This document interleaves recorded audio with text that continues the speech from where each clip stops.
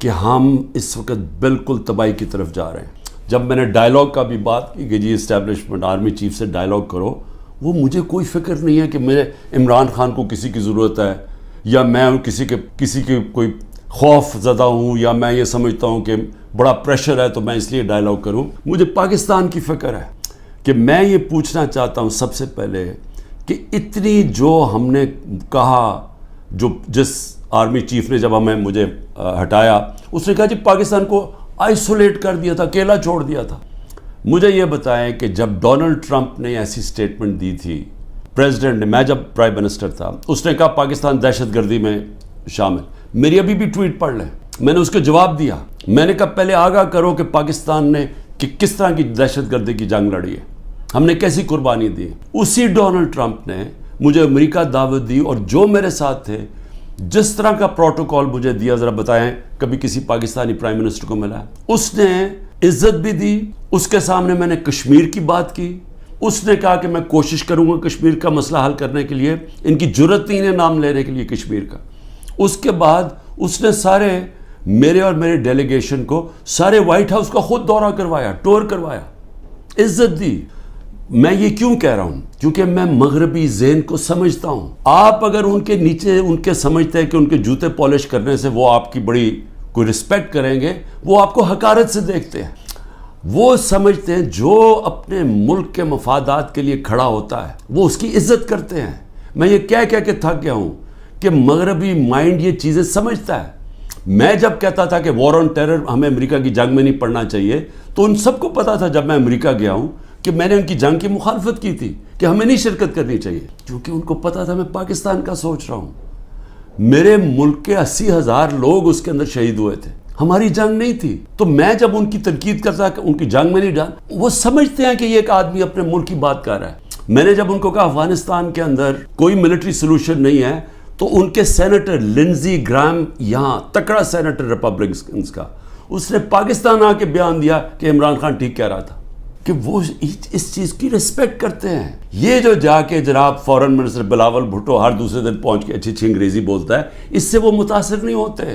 اور اسی لیے یہ جو فورن پالیسی بنا دی ہے کہ جی ہم ساری دنیا کو ہم ساری دنیا کے ساتھ اچھے باتیں کریں، ان کو آم کے ٹوکرے بھجوا دیں اور ہم جا کے ان کے ساتھ بڑی اچھی طرح ان کے ہاتھ پکڑ کے بات کریں، ایسی یہ باتیں نہیں چلتی. آج آئسولیشن ہے پاکستان کی، اس کو آئسولیشن کہتے ہیں کہ وہ ملک جنہوں نے روس سے تیل نہیں خریدا، ہم نے ڈیل کر لی تھی ان سے، یہ آگے بات تو بڑھاتے. ہماری تو صدر پوٹن نے اپنا انرجی منسٹر بھجوایا تھا میری میٹنگ کے بعد. حماد سے ملاقات ہوئی، میں نے اس کو سمجھایا کہ ہماری یہ سپر سائیکل کی وجہ سے کرونا کے بعد تیل کی قیمتیں اوپر اور یوکرین کی وجہ سے اوپر چلی گئی ہیں. ہمارے ملک میں، میرے بھی اور غریب ملکوں میں مشکلیں پڑی ہوئی ہیں. اس نے انرجی منسٹر بھجوایا، بات ہو گئی، واپس آئے تو نو کانفیڈنس ہو گئی. کیونکہ جناب یہاں آرمی چیف صاحب باتیں کر رہے تھے، وہاں ان کو بتا رہے تھے جی بڑا اینٹی امریکن ہے اور عمران خان، اور ادھر سے سائفر آ گیا کہ جی عمران خان کو ہٹاؤ نو کانفیڈنس میں. بات بیچ میں آ گئی. تو ان کو تو موقع مل رہا تھا. ہندوستان جب سستا تیل 40% کم قیمت پہ تیل منگوا رہا تھا، تو انہوں نے کیوں نہیں آگے بات بڑھائی؟ کیونکہ یہ غلام ہیں اور غلاموں کی کوئی عزت نہیں کرتا دنیا میں. اور آج جو فورن پالیسی ہماری جدھر کھڑی ہے، یہ اب آپ کے سامنے دیکھ لیں کہ ہم کدھر ہیں. تو اللہ کا حکم ہے. تو جو پاکستان میں حالات ہیں، پہلے ہی ہمارا نمبر، یہ جو کریک ڈاؤن سے پہلے 140 ملکوں میں پاکستان کا انصاف کے انڈیکس میں ہم 129 تھے. جب سے یہ کریک ڈاؤن ہوا ہے اب تو ہمارا نمبر ہی کوئی نہیں پتا. اب تو ہم بنانا ریپبلکس میں نیچے شامل ہو گئے ہیں. اور تو چھوڑیں وہ انویسٹمنٹ کیا لے کے آئے گا، ان کا رشتہ دار باہر بیٹھا ہوا اوورسیز پاکستانی کوئی ٹویٹ کرتا ہے، تنقید کرتا ہے یہ جو ہو رہا ہے پاکستان میں، تو جو ٹویٹ کرتا ہے اس کے رشتہ داروں کو پکڑ لیتے ہیں یہاں. یعنی یہ کس قانون کے تحت؟ یہ تو چیزیں لوٹ لی، جو چیز پڑی ہے وہ جو اٹھائی نہیں وہ توڑ دی. اچھا وہاں ملازم ملے ان کو اٹھا کے لے گئے، کوئی بچے ملے. ہمارا جو پریزیڈنٹ چکوال کا، ان کو 15 سال کے بیٹے کو اٹھا کے لے گئے.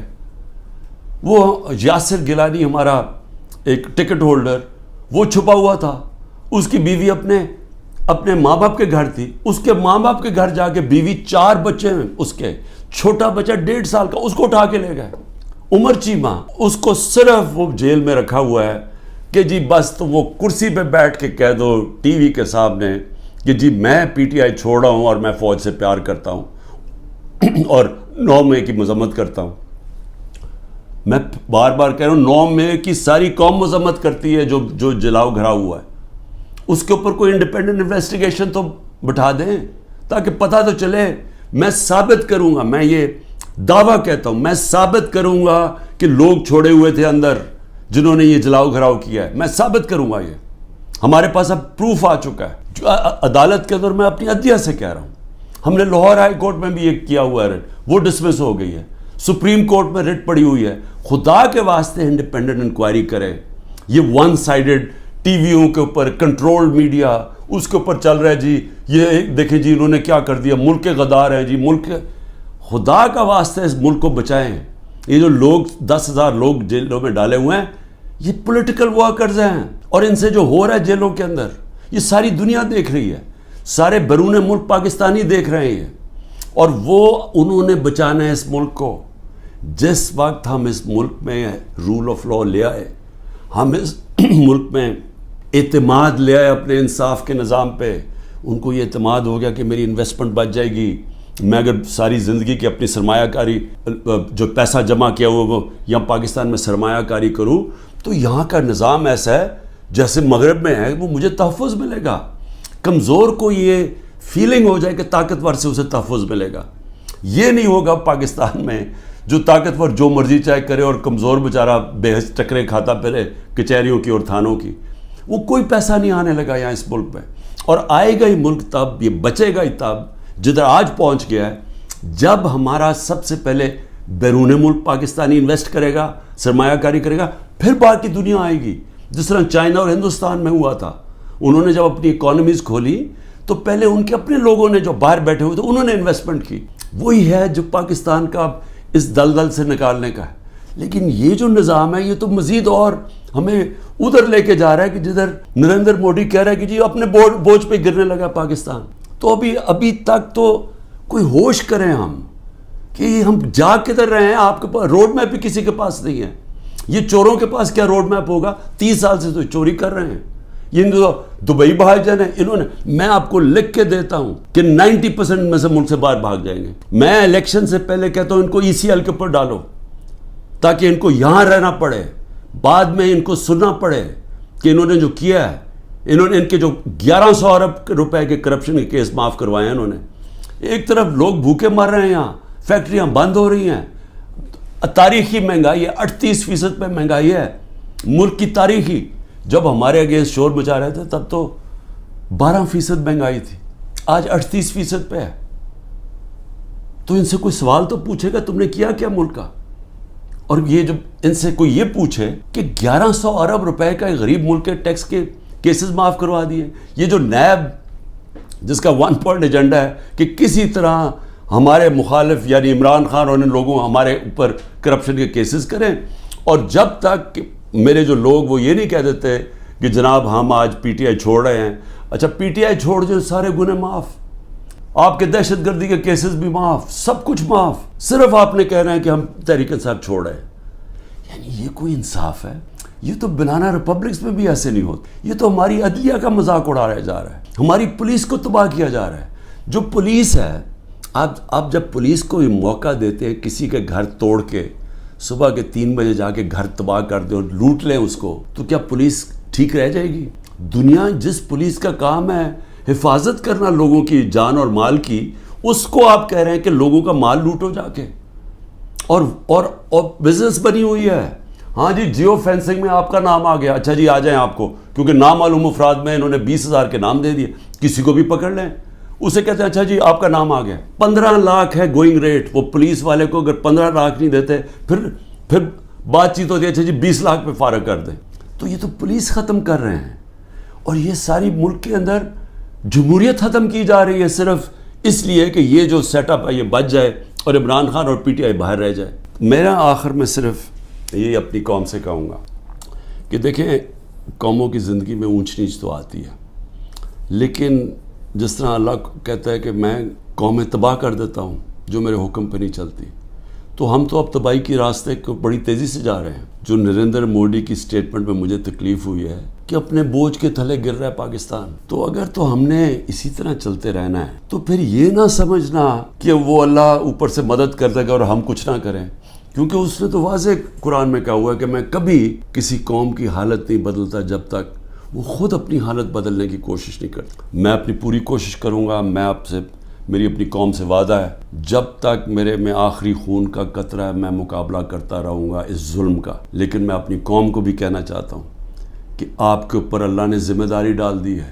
آپ نے اگر یہ چپ کر کے ظلم سہتے رہے، آپ انصاف کے لیے نہ کھڑے ہوئے، جو لوگ صحافیوں میں سے، جو لوگ عوام میں سے صاحب حیثیت سے جو دیکھ رہے ہیں کہ یہ ہو رہا ہے، اتنی گرمی کے اندر بیچارے لوگوں کو بند کیا ہوا ہے، وہ اگلے دن بے ہوش ہو گئے لوگ. وہ گرمی کے اندر ہمارے جو پی ٹی آئی کے ورکرز تھے پنجروں کے اندر بند کیا ہوا ہے. جب وین میں لے کے گئے، جب تک پہنچے وہاں باہر کھڑا کرا گرمی میں، لوگ بے ہوش ہو گئے وہاں. جو ہمارے اس سیاسی کارکن ہیں، اور یہاں اس طرح کیا جا رہا ہے. کوئی ملک دشمن ہے. کبھی اپنی سیکیورٹی فورسز نے اپنے لوگوں سے یہ نہیں کیا جو آج ہمارے ساتھ ہو رہا ہے. یہ تو ایسے سمجھ رہے ہیں کہ یہ کوئی باہر سے کوئی فورسز آئی ہوئی ہیں، ہمیں یہ ساری پولیس اور یہ سیکیورٹی ہم اور رینجرز ہمارے نہیں ہیں. یہ لگ رہا ہے کہ یا ہم کہیں باہر سے آئے ہوئے ہیں یا وہ آئے ہوئے ہیں، کیونکہ اپنے لوگوں سے تو کوئی ایسے نہیں کرتا. لیکن جو چپ کر کے یہ ظلم دیکھتے جا رہے ہیں، یاد رکھیں کہ یا تو پھر آپ نے پلان بنایا وہ ملک چھوڑ کے باہر جانے کا، جو کہ نا امیدی میں اور یہ حالات دیکھ کے 9 لاکھ لوگ ملک پروفیشنل ملک چھوڑ کے چلے گئے. وہ جو سب سے قیمتی لوگ ہوتے ہیں ملک کے لیے، جن کو ساری دنیا میں ویزا مل سکتا ہے، وہ تو ملک چھوڑ کے چلے گئے ہیں. اور جو بیچارے باقی رہ گئے ہیں، آپ ہر کشتی میں جب آپ ڈوبتے ہیں یہ سمندر میں، یہ جو الیگل امیگرنٹ جنہوں کہتے ہیں، یہ جو ویزے کے بغیر لوگ جاتے ہیں، تو اس میں پاکستانی ہوتے ہیں. جس طرح یہ جو گریس کے جو سمندر میں یہ جو حادثہ ہوا ہے، 300 پاکستانی بیچارے وہاں ڈوب گئے. اور وہ پاکستانی جنہوں نے اپنا سب کچھ بیچ بوجھ کے قرضے لے کے گئے تھے کہ جی ہم ان ملکوں میں جائیں گے جہاں انصاف ہے، جہاں خوشحالی ہے، کیونکہ ہمارے ملک میں تو نہیں ہے. تو اس لیے سب کو میں یہ آج کہہ رہا ہوں، ہمارے اوپر سب پہ ذمہ داری ہے. اللہ نے ظلم کے خلاف جد و جہد کو جہاد کا ہے. یہ اللہ کے لیے ہم لڑ رہے ہیں، یہ اپنے لیے نہیں لڑ رہا ہے. میں اپنے لیے نہیں کر رہا، یہ میں اپنے ملک کے لیے کر رہا ہوں، اپنے اللہ کا حکم کے مطابق کر رہا ہوں. اور آپ سب کو بھی آخر میں یہ کہتا ہوں کہ یہ وقت ہے کہ آپ نے اپنے ملک کو بچانے کے لیے سب نے جد و جہد کے لیے تیاری کرنی ہے. پاکستان زندہ باد.